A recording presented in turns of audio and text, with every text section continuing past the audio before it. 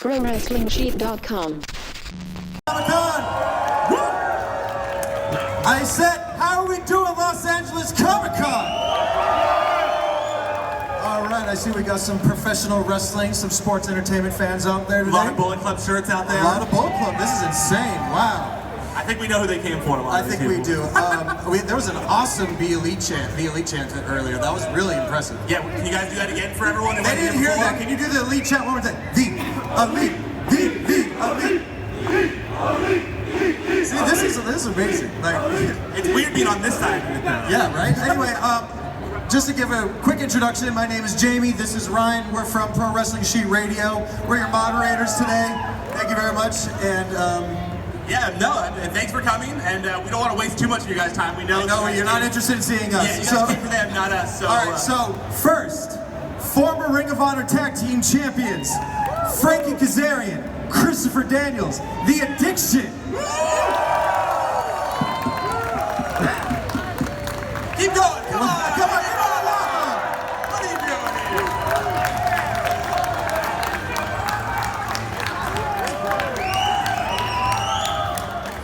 All right, welcome gentlemen. Welcome guys.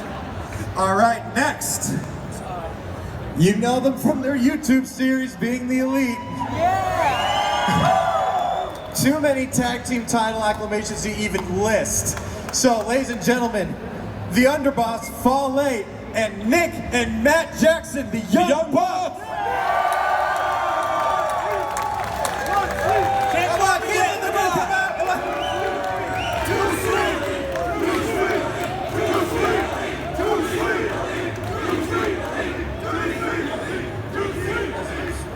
Thank you, gentlemen. Thank you for joining us. Everyone. We know you guys all traveled far.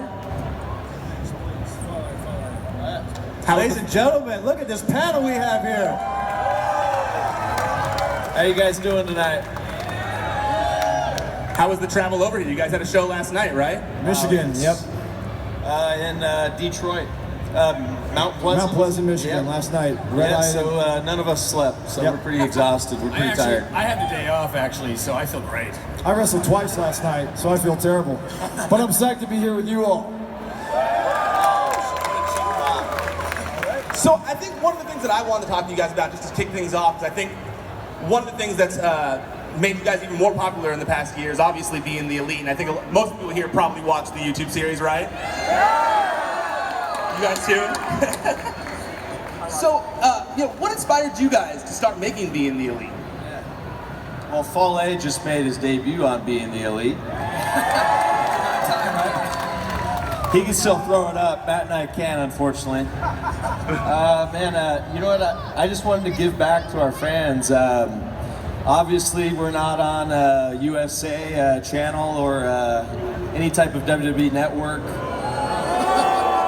So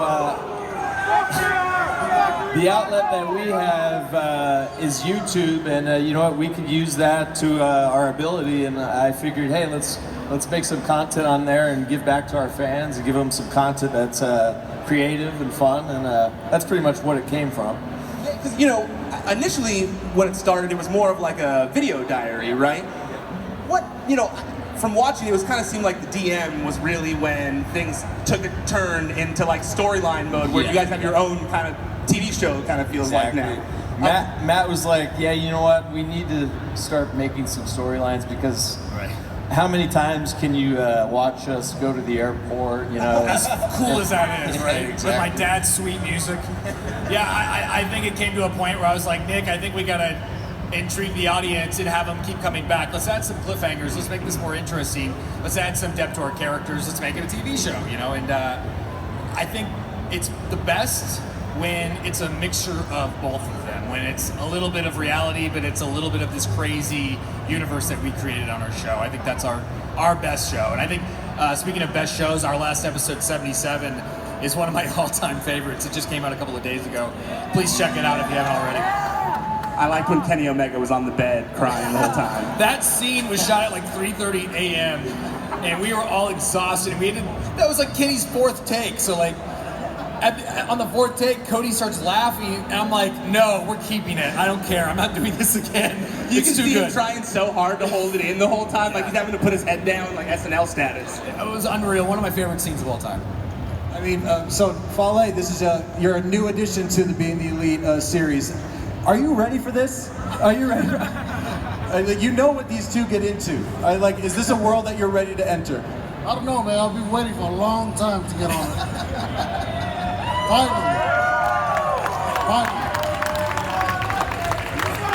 Well, you deserve it, champ. Fantastic.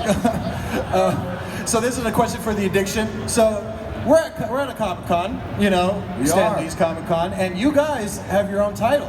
And so, how does it feel to be here in one of the biggest conventions in comic book business and the main stage? Like, not only talking about your professional wrestling, but something that you've worked extremely hard on and seem to have put your blood, sweat, and tears in as well.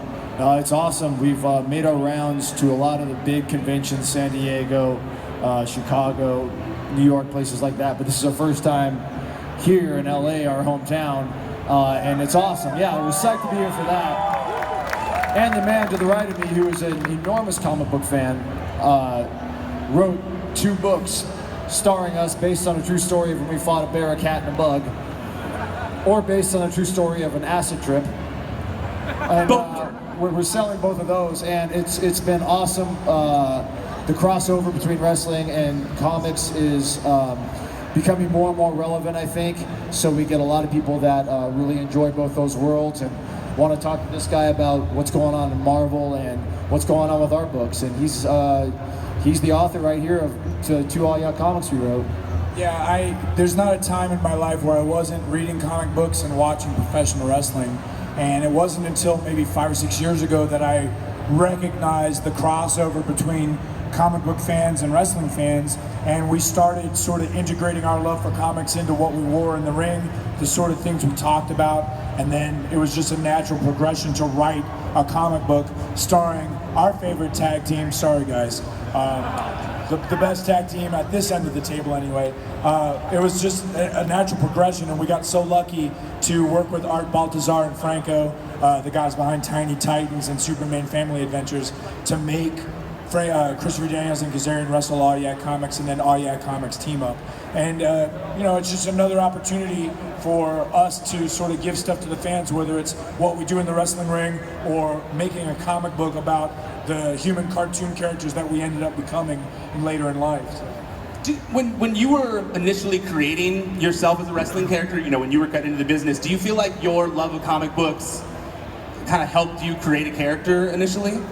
Yeah, absolutely. You know, I've always, especially when I was the villain in wrestling, I always tried to pattern myself after someone like Magneto, who as a character, even though he was perceived as evil from everyone else, he was working from what he thought was good intentions. And so I always thought that was the much more interesting character who, instead of just being bad for the sake of being bad, being Sniper Whiplash and twirling your mustache, you are doing what you think is right, and it just happens to go against what everyone else believes, and that's what I thought was an interesting character. Plus, in some of the companies we used to work for, the people that ran them were real-life villains. Are you talking about TNA? So we, I don't know what company. So I can neither confirm nor deny any company. Name names. We've experienced dealing with real-life villains, like real bad people. So we can kind of get some inspiration from that, integrate it into our characters.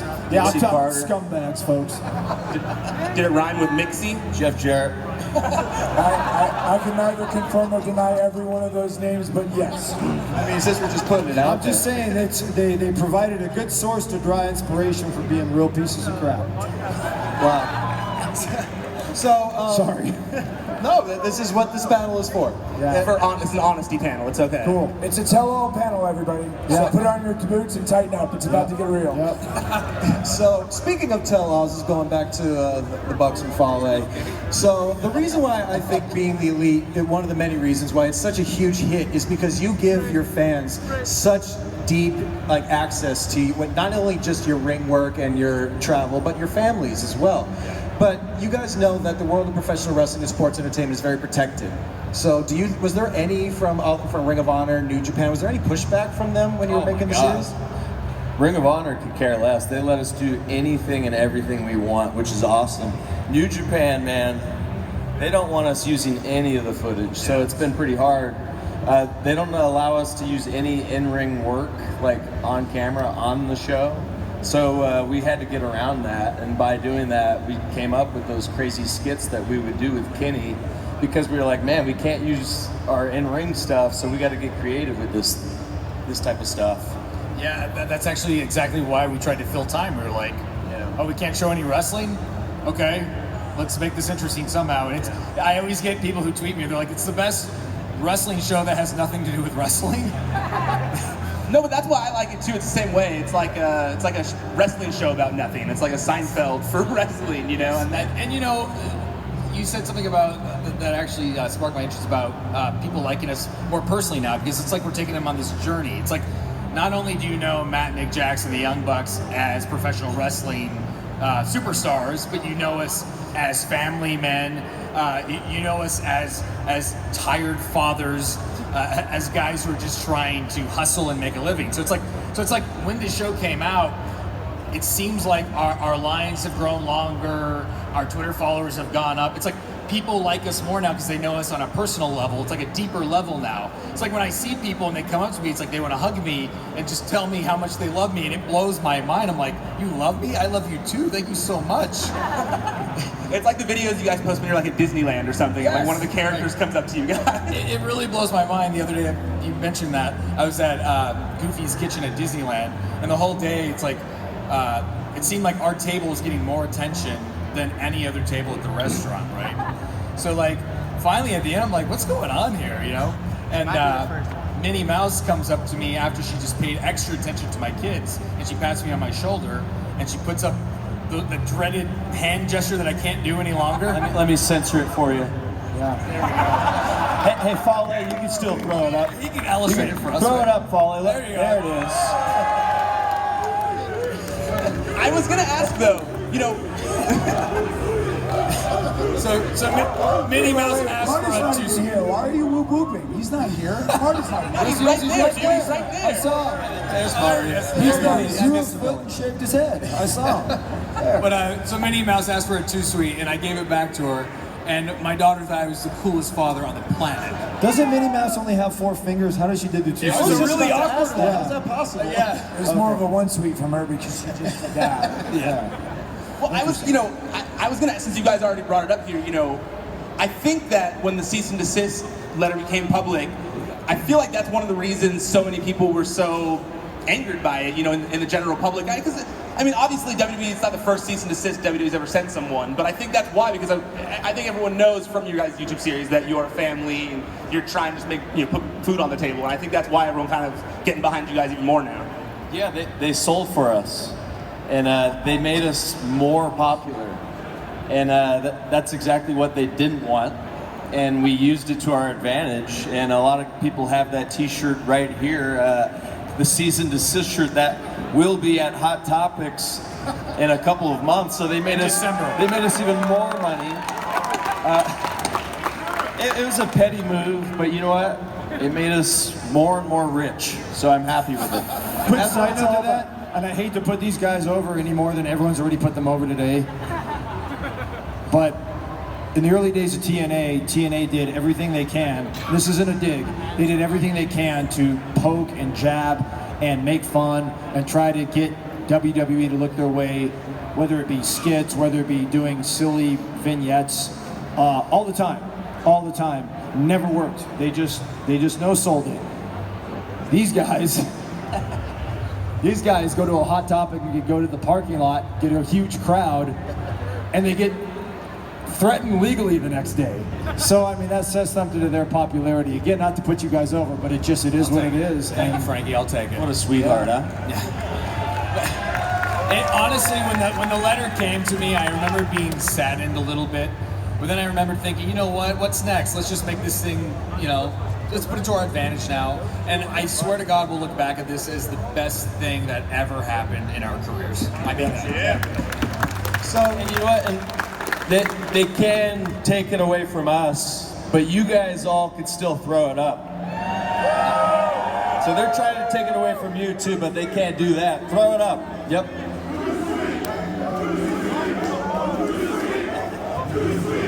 So, this is a question pretty much for all you guys.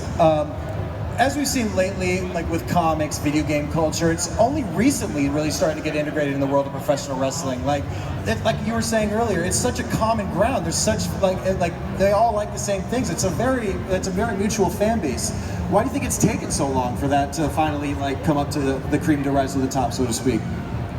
Maybe just that, you know, everything in 2017 is so much more accessible, and there's just so much more content that people can see and share with each other in the digital age. Maybe that has a lot to do with it. You know, just the awareness level is at an all-time high. Just the interaction, I say this all the time, the interaction, just if I was a 10-year-old kid and could tweet Tito Santana and he responded to me, that would blow my mind, and now that's just a common thing. So I think all of that factors into how, you know, the worlds of video games, wrestling, comic books are starting to mesh, just because just the ease in which we can access all of those things is so much more than it was. And I think too, a lot of it has to do with the fact that, like, even the word geek, like the things that we consider geek, whether it's comic books or video games or professional wrestling, they weren't always very popular. And so it's just only in the last maybe 10, 15 years where people are proud to say, hey, I'm a comic book geek. Hey, I love video games. Hey, I love professional wrestling. And professional wrestling hasn't always been as popular as it is now. But now people, as you can see, are dressing like their favorite wrestlers. They're proud to say they follow Marty Scurll or the Young Bucks, these two young ladies who I think challenged us to a match later, but I'm not sure we could actually. They did. I'm just saying. But I mean, there was a period of time where this wasn't as popular as it is, but now everybody wears what they love on their sleeves, whether it's wrestling or comic books. And now you realize, oh, I'm a comic book fan, oh, I'm a wrestling fan, oh, we're both as well. And now you get this camaraderie, this feeling of togetherness, like we're all in on the same gag, we're all enjoying the same stuff. Do you think that will help? Do you think like the indie wrestling will continue to thrive because of that? Because it really feels like there's a big boom happening right now, and I think it's for the same reason that everyone can access their favorite person and they can create a relationship with them. Do you think that indie wrestling is going to continue to grow as it's been doing lately? I don't see any sign of it slowing down. I mean, you know, obviously we're not on the indie scene per se. We're Ring of Honor exclusive, but we do stuff internationally. But just seeing the amount of shows and the amount of talent and just the guys having incredible matches, it's at an all-time high. There was a point in the early 2000s where indie wrestling it seemed almost dying a slow death. You know, then like little promotion called PWG started in 2003. Yeah, I was the first main event and the first champion of that company, just saying. But no, a little company like that, and you know, started molding shows with the idea of why can't every show be a super show, and it seemed that every other independent took, you know, kind of followed that business model. So now you have just these super shows literally every weekend with a lot of the same names and a lot of new names, and there's just so many guys coming up that are thriving in the indie scene, and I love it. I love that people can make a living and support their families outside of the big corporate system, because I am not a fan of big corporations and monopolies dominating. I am a fan of people that can do it yourself and put you over again. I'm a fan of the indie label. I'm a fan of guys, people doing stuff outside the system, because I don't play well with others and I don't like following rules, so I like people that have that kind of rebel mentality. Let's face it, you guys want an alternative. Right now, the programming you're watching on TV sucks. And what we're providing is pretty cool. And I think you guys could all agree with that. I think Bullet Club has changed the game. I think the stuff that we're doing in New Japan and Ring of Honor has been so hot, so fun, and I think you guys are more a part of it than ever, and it helps, and it makes it so much fun to be a part of. It's like a movement. I mean, as we look out into the crowd and I see Bullet Club, Young Bucks, Cody, villain shirts, it's everywhere I go. Yeah, I'm at the mall now, and it's like, oh, there's another Young Buck shirt, and I try to scare those people. I go, nice shirt, bro, and it always freaks them out a little bit. But to see that on a daily basis now, it really shows me that this thing isn't slowing down. It's just going to get bigger. And I was going to ask the same question to you, Fale. You know, you've been with the Bullet Club since the beginning. Does it trip you out to see that it's kind of like getting into the mainstream culture now? Does it surprise you to see that? Yeah, to me it's crazy because I hardly come to America, and to see all this, it's amazing. And thanks to these guys for the things they're doing, it helps me a lot, makes me a lot of money. This guy right here is an OG though. He's one of the first members of the Bullet Club. And you can pick up the Underboss shades at youngbucksmerch.com. And pick up the t-shirt that he is currently wearing until he gets a cease and desist. It's coming, big man, it's coming. I also want to ask real quick, if you guys are the Young Bucks, does that make them the Young Does? Is that the deal? See what he did Just there? saying. See what he did there? Just want to know. I like that. But so based on what you guys were just saying, you guys are kind of like in short, you guys are making wrestling fun again.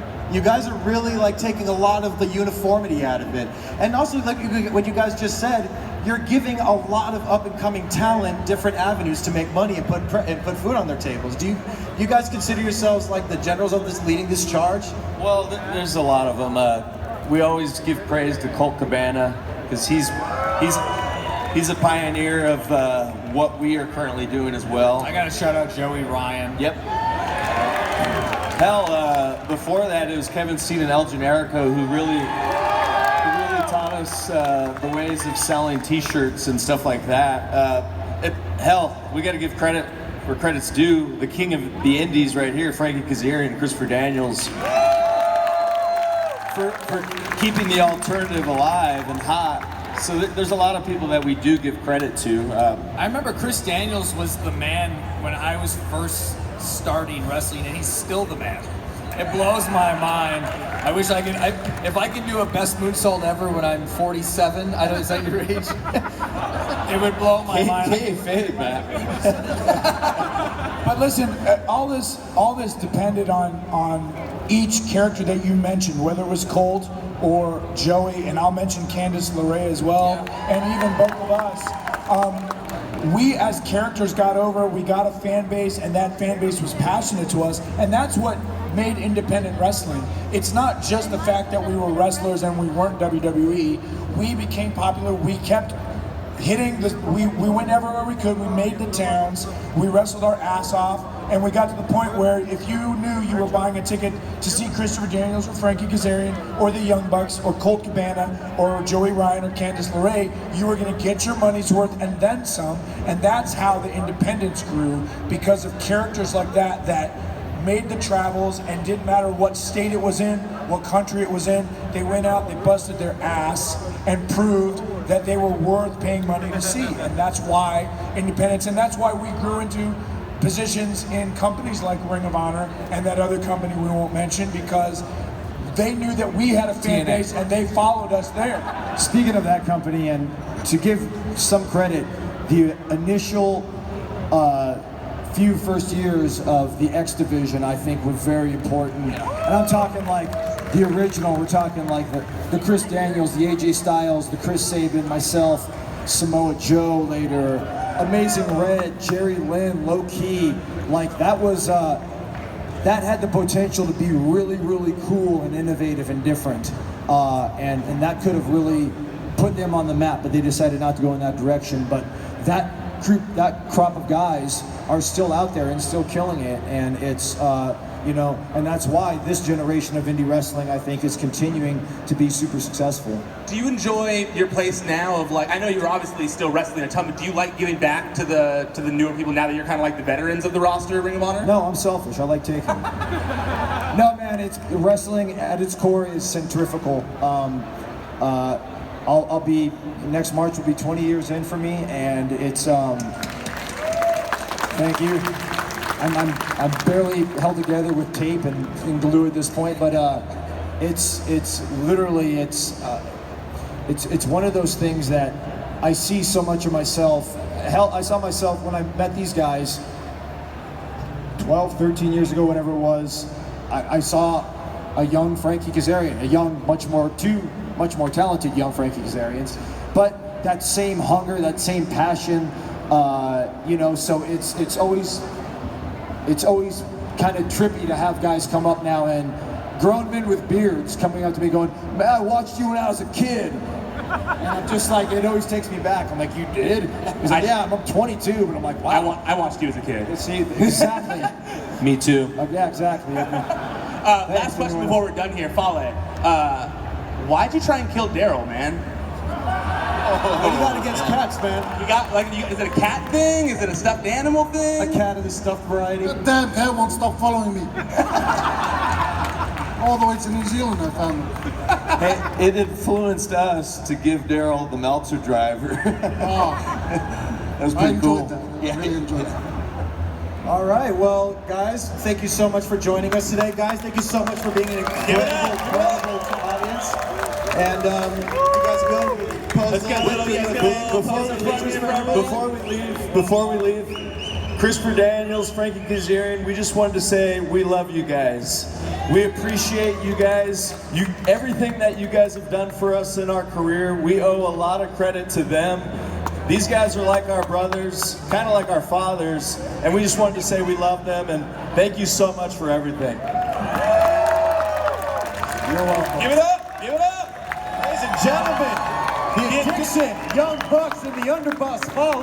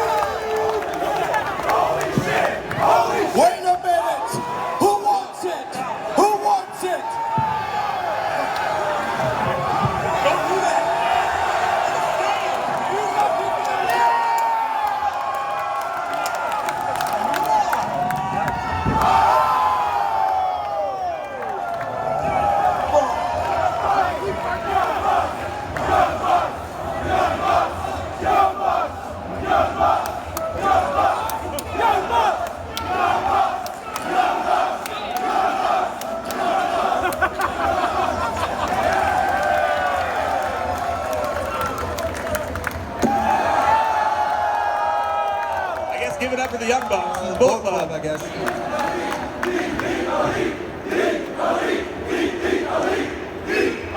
Can't take these guys anywhere.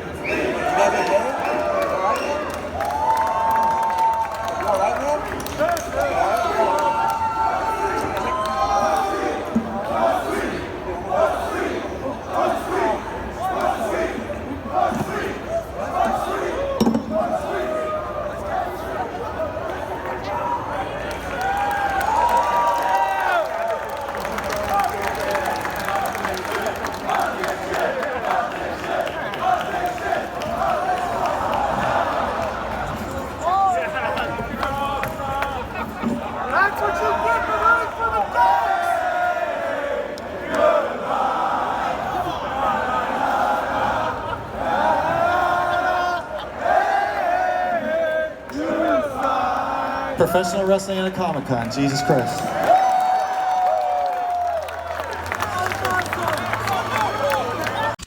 ProWrestlingSheet.com